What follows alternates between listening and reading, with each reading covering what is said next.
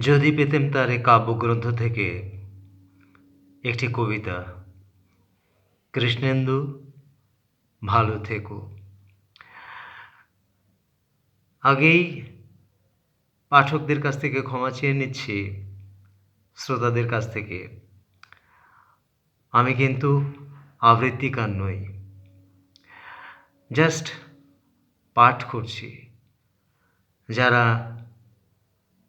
আবৃত্তি শিল্পের সঙ্গে যুক্ত, তারা এই কবিতাটি যদি আবৃত্তি করেন তাহলে নিজের মতন করে করে নেবেন, কেমন? আমি জাস্ট পাঠ করছি। কৃষ্ণেন্দু ভালো থেকো। কৃষ্ণেন্দু কলেজে পড়তো। ছিপছিপে লম্বা গড়ন, শ্যামলা, আয়ত চোখ, প্রশস্ত ললাট, উন্নত নাসা, একটু সামনে ঝুঁকে চলা, ভীষণ রোম্যান্টিক, আবার প্রতিবাদী, লড়াকু। ভালো কবিতা লেখে। শুনেছি সবিতার প্রেমে পড়েছে। অবশ্য একতরফা, বন্ধুরা সেরকমই বলে। একদিন নাটকের মহলা এলো, সে নাটক করবে। কেন? নাটক কেন? জিজ্ঞেস করলাম। সবিতার হৃদয়টা যদি আমার দিকে ফেরে, আলতো জবাব। অতি কষ্টে হাসি চেপে বললাম, কবিতায় যার হৃদয় ফেরাতে পারলে না, সংলাপে ফেরাবে?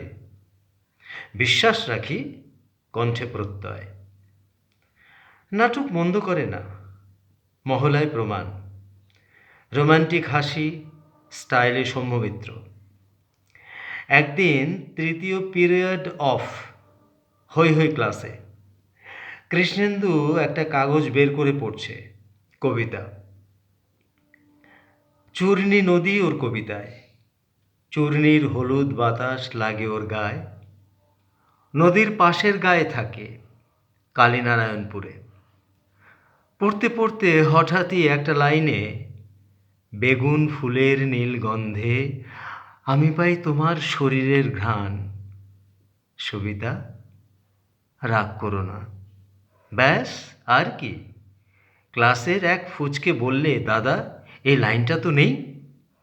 নেই তো কি, হৃদয়ে রয়েছে লেখা, তার স্বরে বললে কৃষ্ণেন্দু।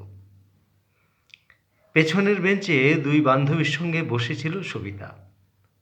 দাঁড়িয়ে বললে রুক্ষ রবে, চল তো মালবিকা, সুদীপা, যাই প্রিন্সিপাল স্যারের ঘরে, নালিশ দিতে হবে।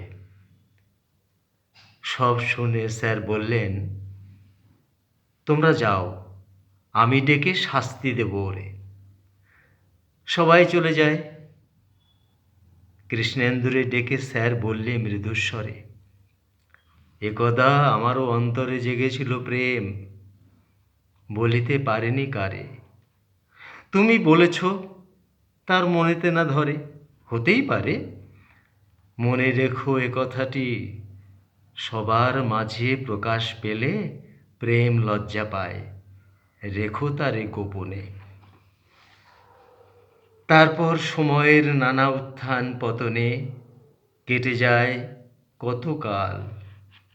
খবরের কাগজে বেরোয় কৃষ্ণেন্দুর অকাল প্রয়াণ। বড্ড বার বেড়েছিল ছেলেটা।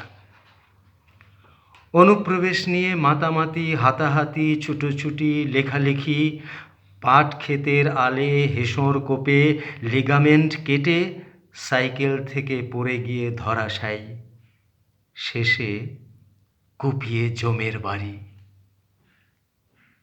তারও কিছুকাল পরে দেখি লোকসভা ঘরে অধ্যক্ষের টেবিলে প্রদেশের এক মহান নেত্রী, কত চিৎকার, হাঁকাহাঁকি, কাগজ ছোঁড়াছুড়ি, অনুপ্রবেশ নিয়ে কত মাতামাতি।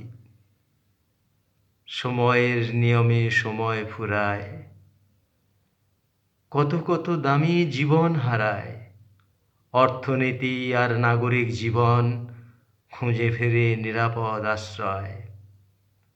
অপরদিকে পরঘরণী সবিতা, খবরের কাগজ পড়ে ভারাক্রান্তা। ছল ছল চোখে একটি শ্বেত পদ্ম রাখে তুলসীর চরণে, অস্ফুট স্বরে বলে, কৃষ্ণেন্দু ভালো থেকো। নমস্কার।